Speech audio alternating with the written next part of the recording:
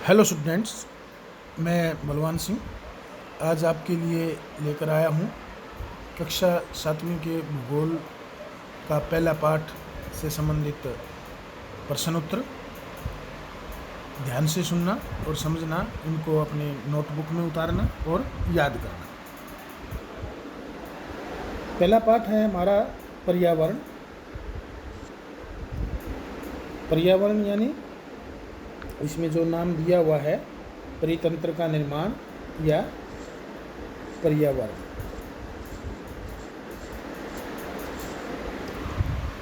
पहला प्रश्न है, निम्न प्रश्नों के उत्तर दीजिए। परितंत्र क्या है? परितंत्र वह तंत्र है जिसमें सभी जीवधारी यानी सभी जीव जंतु आपस में मिलकर रहते हैं तथा अपना आवास और भोजन आदि बांटते हैं। प्राकृतिक पर्यावरण से आप क्या समझते हैं? प्राकृतिक पर्यावरण से आप क्या समझते हैं? वे सभी वस्तुएं जो हमारे आसपास प्राकृतिक रूप में यानी कुदरतन अपने आप ही जो हमें प्राप्त हुई है, उपलब्ध है, सम्मिलित रूप से प्राकृतिक पर्यावरण का निर्माण करते हैं।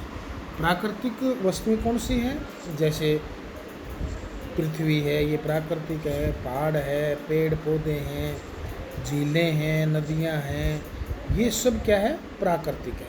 तो वे सभी वस्तुएं जो हमारे आसपास प्राकृतिक रूप में उपलब्ध हैं, सम्मिलित रूप से प्राकृतिक पर्यावरण का निर्माण करते हैं। पर्यावरण के प्रमुख घटक कौन कौन से हैं? प्रमुख घटक कौन कौन से हैं?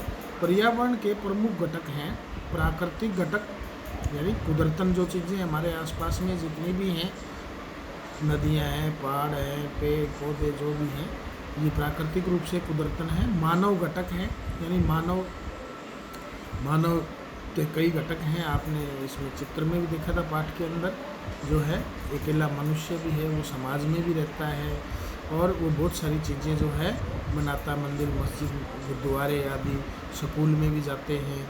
ये सभी मानव घटक हैं। मानव की परस्पर क्रियाएं और उनकी गतिविधियाँ, ये भी जो है पर्यावरण का घटक है। मानव निर्मित पर्यावरण के 3 उदाहरण दीजिए। मानव निर्मित पर्यावरण के 3 उदाहरण। मानव निर्मित पर्यावरण के 3 उदाहरण हैं जैसे सड़कें, पुल, पार्क, और भी बहुत सारे हैं। घर हैं, बस्तियां हैं, इमारतें हैं, आप जो है परिवहन के साधन हैं, ये सारे के सारे जो है मानव निर्मित पर्यावरण में शामिल होते हैं। स्थल मंडल क्या है? स्थल मंडल क्या है?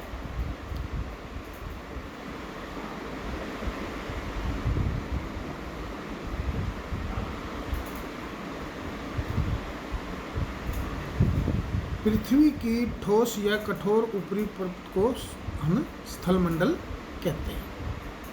पृथ्वी की ठोस और ऊपरी परत जो है, पृथ्वी की ऊपरी भूपरपट्टी को हम क्या कहते हैं? ऊपरी भूपरपट्टी को स्थल मंडल। जीवीय पर्यावरण के 2 प्रमुख घटक क्या हैं? जीवीय पर्यावरण के 2 प्रमुख घटक हैं जीव और जंतु। जीव जंतु, एक जीवीय होता है, क्या जीवीय होता है? यहाँ पर जीवीय की पूछा है तो जीव जंतु। स्थल मंडल क्या है? पृथ्वी का वह संकीर्ण क्षेत्र जहाँ सथल, वायु तथा जल मिलकर जीवन संभव बनाते हैं, उसको हम बोलते हैं जीव मंडल। जीव मंडल। जीव मंडल क्या है?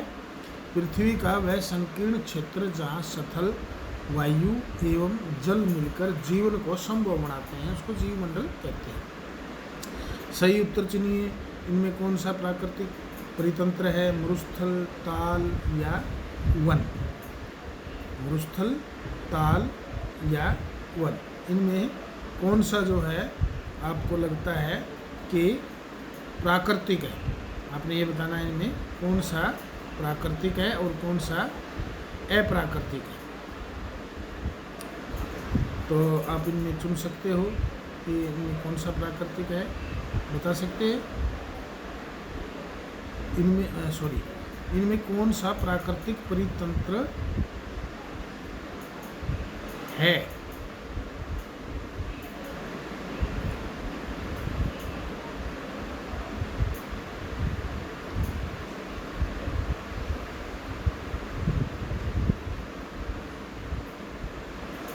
प्रश्न ही गलत है।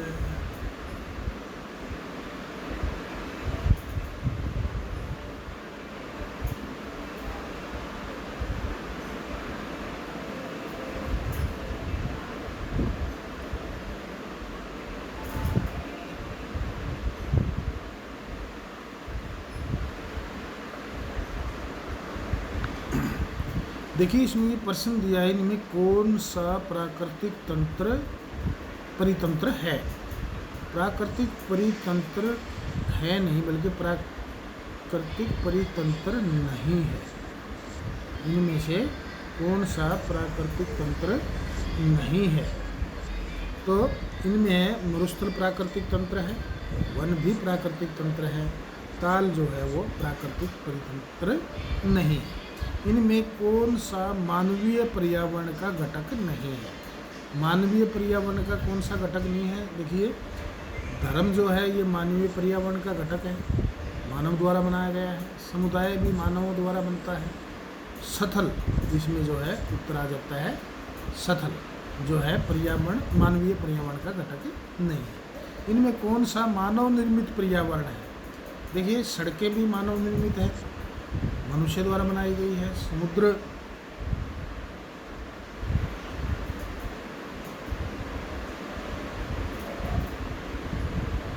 नहीं है, पहाड़ भी नहीं है। तो मानव निर्मित कौन सा है? केवल सड़क। इनमें से कौन सा पर्यावरण के लिए खतरा है? पादप वृद्धि यानी पेड़ पौधों की वृद्धि, या जनसंख्या वृद्धि, या फसल वृद्धि। पर्यावरण के लिए खतरा है जनसंख्या वृद्धि। केवल जनसंख्या वृद्धि है जो कि पेड़ पौधों के लिए पर्यावरण के लिए बहुत ज़्यादा खतरा है, क्योंकि जितनी जनसंख्या बढ़ेगी उतनी उनकी डिमांड बढ़ेगी और उतना ही पर्यावरण को खतरा होगा। निम्न में से जो नीचे दिए निम्नलिखित स्तंभों को मिलाकर सही जोड़े बनाइए। सही जोड़े बनाइए।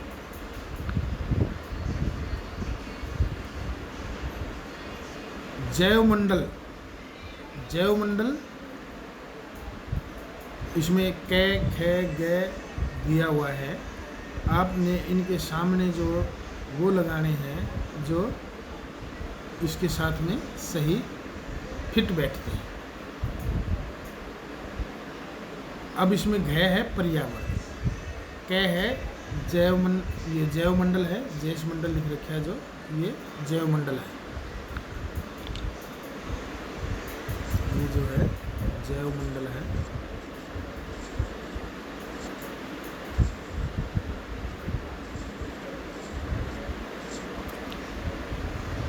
तो जैवमंडल में क्या आता है? पृथ्वी को घेरने वाली वायु की चादर नहीं, जलीय क्षेत्र नहीं, हमारे आसपास का क्षेत्र नहीं, वह संकीर्ण क्षेत्र जहाँ स्थल जल एवं वायु पारस्परिक क्रिया करते हैं, ये आता है जैवमंडल में।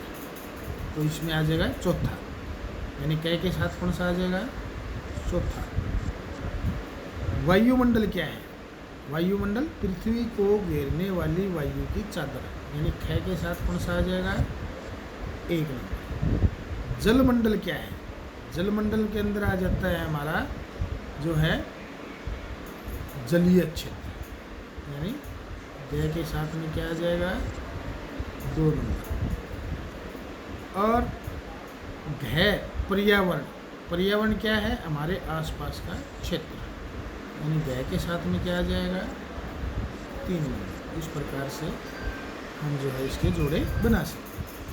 कारण बताइए। मानव अपने पर्यावरण में परिवर्तन करता है, कैसे करता है? इसके क्या कारण है?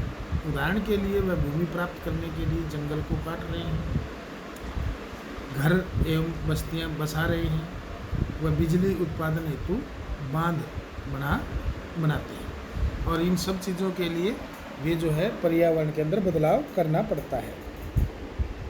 पौधे एवं जीव जंतु एक दूसरे पर आश्रित हैं। पेड़ जानवरों को सांस लेने के लिए ऑक्सीजन प्रदान करते हैं, बिल्कुल ठीक है। यानी पेड़ पौधे और जीव जंतु एक दूसरे पर आश्रित हैं। पेड़ हैं तो पेड़ों पर जानवर आश्रित है, क्योंकि जानवरों को सांस लेने के लिए ऑक्सीजन की आवश्यकता होती है, तो वो पेड़ों से मिलती है। ये पर्यावरण को स्वच्छ रखते हैं, तथा कौन? पेड़ पौधे पर्यावरण को स्वच्छ रखते हैं तथा जानवरों को जीवन प्रदान करते हैं। मरे व गले सड़े जानवर पेड़ों के विकास के लिए आवश्यक पोषक तत्व प्रदान करते हैं। इन जो जीव जंतु मर जाते हैं, गल सड़ जाते हैं, तो वे धरती में जो है हुमस का जो है काम करते हैं और वे पेड़ पौधों के लिए पोषक तत्व निर्मित करते हैं। अतिरिक्त प्रश्न उत्तर है यहाँ पर, पर्यावरण क्या है? पर्यावरण क्या है? ये पहले भी आ लिया प्रश्न। किसी भी जीवित प्राणी के चारों ओर पाए जाने वाले लोग, स्थल, वस्तुएं एवं प्रकृति पर्यावरण कहलाते हैं। हमारे पर्यावरण क्यों बदल रहा है? हमारा पर्यावरण क्यों बदल रहा है? मानव की आवश्यकताएं समय के साथ बदल रही है। आवश्यकताओं को पूरा करने के लिए मनुष्य को जो है पर्यावरण में बदलाव करना पड़ता है, इसलिए हमारा पर्यावरण बदल रहा है। दो प्रकार के पर्यावरण कौन से हैं? एक तो है प्राकृतिक पर्यावरण और एक है मानव निर्मित पर्यावरण। प्राकृतिक पर्यावरण के घटक स्थलमंडल, जलमंडल, वायुमंडल एवं जैवमंडल प्राकृतिक पर्यावरण के घटक हैं। प्रमुख स्थलाकृतियों के नाम बताइए, वे कहाँ पाई जाती है? पहाड़, पठार, मैदान, घाटी आदि ये प्रमुख स्थलाकृतियाँ हैं। ये महाद्वीपों में पाई जाती हैं और महासागरों में पाई जाती हैं। जलमंडल से आप क्या समझते हैं? नदी, झील, समुद्र, महासागर आदि जो भी जलाशय हैं, ये सारे के सारे जलमंडल के अंदर सम्मिलित हैं। वायुमंडल क्या है? पृथ्वी के चारों ओर फैली हुई एक पतली परत को वायुमंडल कहते हैं, जो कि वायु की है। यानी पृथ्वी के चारों ओर वायु की एक पतली परत फैली हुई, इसको वायुमंडल कहते हैं। पर्यावरण के क्षेत्र बताइए। जलमंडल, स्थलमंडल, वायुमंडल, जैवमंडल ये पर्यावरण के प्रमुख क्षेत्र हैं। स्थलमंडल हमारे लिए किस प्रकार आवश्यक है? स्थलमंडल हमारे लिए जो है कई कारणों से आवश्यक है। यह हमें वन एवं पशुओं के चरने के लिए घास स्थल देता है, कृषि एवं मानव बस्तियों के लिए भूमि प्रदान करता है और ये खनिज संपदा का भी स्रोत है। तो इन प्रश्नों को आप अच्छी तरह से देख लें, लिख लें और जो है याद करें। धन्यवाद।